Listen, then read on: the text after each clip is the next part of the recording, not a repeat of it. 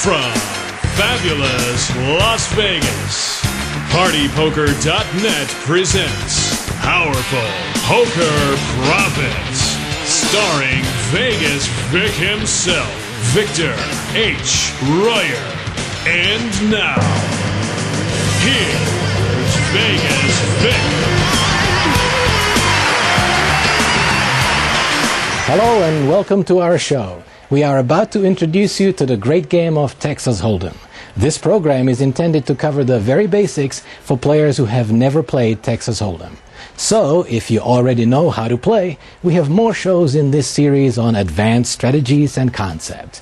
But for those of you who are new to the great game of Texas Holdem, this is the perfect place to be. And now, let's go to the table. The first thing you notice when you walk into a card room or click on a poker game on the internet is the poker table itself. This is a typical poker table which for the game of Texas Holdem usually has 10 player positions. In our game we have 9 player positions, 4 of which are currently occupied by our players Pam, Sean, Curtis and JR. Each table in a major casino, poker room or card room will be equipped with the dealer who will be seated directly opposite all of the player positions. Here our dealer is Eric, and he will soon be ready to deal.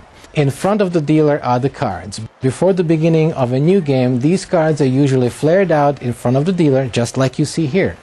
When there are enough players to start a game, the dealer begins a new deal in a procedure which is called Scramble. After this, the dealer then shuffles the cards in a procedure known as Shuffle, Shuffle, Box, Shuffle, and Cut. At the beginning of a brand new game, the dealer will first deal out one card to each player position in order to determine the button. In this case, our player JR was designated as the button, which means that he will be in the principal and prime position for this hand. In any discussion about Texas Holdem, you will often hear about the importance of position. Being on the button is the best position, and it is precisely the position which JR is now enjoying. The reason why it is important is because now he will be able to see and observe what all the other players will do before it becomes his turn to act. Since JR won the button, that means that our two ladies, Pam and Sean, now become the blinds. Being first to act, Pam has to put up what is called the small blind, and being second to act, Sean has to put up what is called the big blind. Most Texas Holdem games are played with 2 blinds just like this. In our game, the small blind is $5 and the big blind is $10. This is how we begin any new hand in Texas Holdem. Each player will get a total of 2 down cards dealt left to right in turn. When the dealing is finished, the first person to act will be the player immediately to the left of the big blind.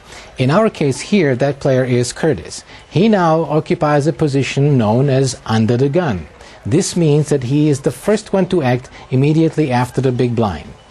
All 3 of the players, the small blind, the big blind, and the under the gun player, are often referred to as players being in early position. These are considered unfavorable positions because all of these players have to act on their hands early before having the opportunity to be able to observe what the other players will do or how they will act or bet. The action then continues until it gets back to the small blind, who then has the choice of either calling the extra bet or continue with her hand, or to raise or to fold.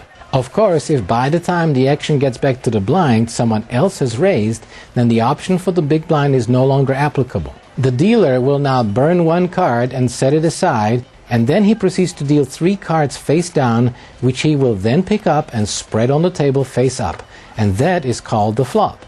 The first round of betting will now take place. The dealer will now burn another card, set it aside, and deal just 1 card face up directly next to the cards already on the board, and this card is now called the turn.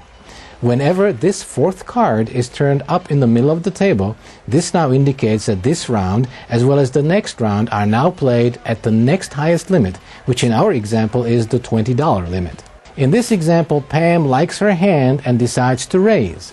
The dealer will now burn the 3rd and final card, set it aside, and deal the final board card face up directly next to the other cards already face up in the middle of the table. You will now have a total of 5 cards in the middle of the table, and this is now called the board. This final card is called the river, and that now completes all of the dealing procedures. The objective of the game of Texas Holdem, therefore, consists of combining either one or both of your whole cards with the cards on the board to make the best 5-card poker hand. Both of our ladies have played the hands properly and as best as they can be played under these circumstances. It is at this point that the winner will be determined by comparing the value of those two hands and deciding which of them is the best. That is the function of the dealer. The dealer will now compare these two hands and demonstrate how each is read and how the winner is determined. After this, having recognized the flush as the winning hand, the dealer picks up the unfortunate losing hand of 3 queens and places those cards face down in the muck, which is called killing the hand. He then pushes the pot to the winner. This now completes the procedure for playing 1 round and 1 hand of Texas Hold'em. The same procedures are repeated over and over again with each successive hand. Now that you have seen how we begin to play Texas Hold'em, the next item of great importance in learning how to play the game is to learn which hands are best to play and why. To help you do just that, we have prepared the top 20 starting hands for the game of Texas Hold'em and have spread them out here on our table. Pocket aces are, of course, the very best possible starting hand in Texas Hold'em. On average, you will receive this great hand about once every 220 deals. Pocket kings and queens can be played almost in the same way as pocket aces. You should always play them aggressively, raise with them at every opportunity, and unless you have gained a great deal of experience and expertise and knowledge of the game and your opponents, never try to slow play them. Ace-king suited, pocket jacks, and ace-king offsuit can all be very good hands, but at the same time can also be troublesome. At the beginning, you should nevertheless play these hands aggressively, and my advice would be for you to play them as if they were aces, kings, or queens. For all of the other hands on our list, you should play them more cautiously, particularly from early positions and even middle positions. Generally, your best strategy is fit or fold. Simply put, if the cards you hold fit and match the flop, then play them aggressively because you are likely to have the best hand. If, on the other hand, the cards you have did not match the flop or missed it entirely, then fold. The only other time you may consider proceeding past the flop with any of these hands is if you either flopped an open-ended straight draw or a flush draw. All of these examples and all of these hands will provide beginning players with the very best of the starting hands and the easiest way to begin your introduction to this great game. And that, my friends, is how you begin to play Texas Hold'em. It is a wonderful game that is easy to learn and one that will keep you interested for many years to come as you begin to get deeper into more advanced strategies and playing concepts. For those discussions, you can tune into one of our other programs or click the appropriate link on the designated webpage. And now, until next time, remember to play smart and play to win. I'm Victor H. Royer, and this has been a presentation of PartyPoker.net. Bye.